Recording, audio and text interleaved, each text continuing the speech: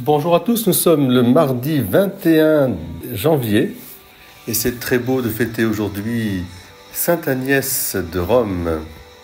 Agnès, née vers 291 et morte en 304 ou 305, c'est une vierge sainte et martyre fêtée le 21 janvier selon le martyrologe romain.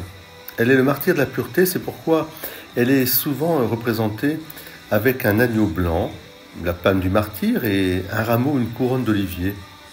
Il y a aussi une épée ou un poignard, un bûcher en flamme. Son prénom, Agnès, vient du grec ancien, agnos, qui signifie chaste, pure. Cette sainte célèbre est principalement connue par des traditions orales recueillies dans la seconde moitié du IVe siècle, notamment dans les écrits de saint Damas et saint Ambroise. Nous pouvons avoir une certitude de la véracité des récits, parce que nous sommes tout près, saint Ambroise de Milan, c'est 370, 380, et même avant, et sainte Agnès est décédée en 304, 305, vous voyez, on est tout proche. Et c'était après la paix de Constantin, tous ces martyrs ont été honorés.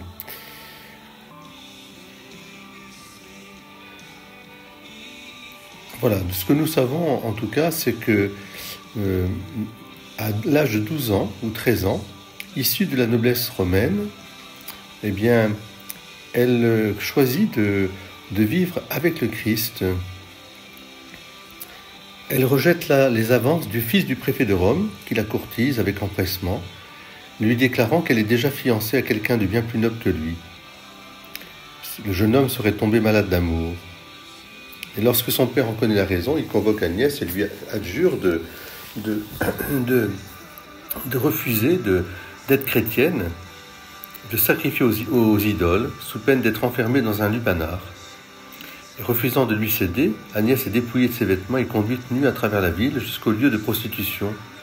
Mais ses cheveux se seraient mis à pousser miraculeusement, recouvrant entièrement son corps. Un ange la protège avec une telle lumière que personne n'ose la toucher.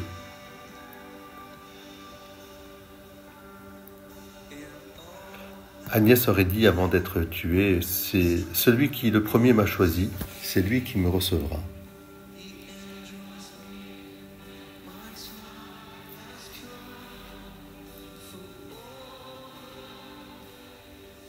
Nous savons qu'elle est morte pendant la persécution de Dioclétien,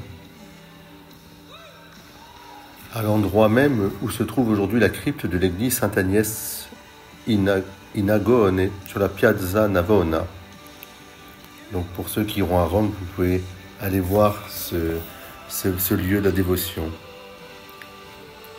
Voilà, nous prions pour toutes les Agnès et nous demandons aussi au Seigneur la grâce de la pureté du cœur, c'est-à-dire de l'engagement à nous donner corps et âme à Jésus. Que le Seigneur nous aide à être chaste de notre cœur et à ne pas céder aux idoles.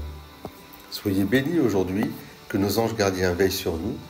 Et une petite pensée pour un roi qui a été guillotiné ce jour-là, Louis XVI, roi de France. Prions aussi pour notre pays qui en a bien besoin.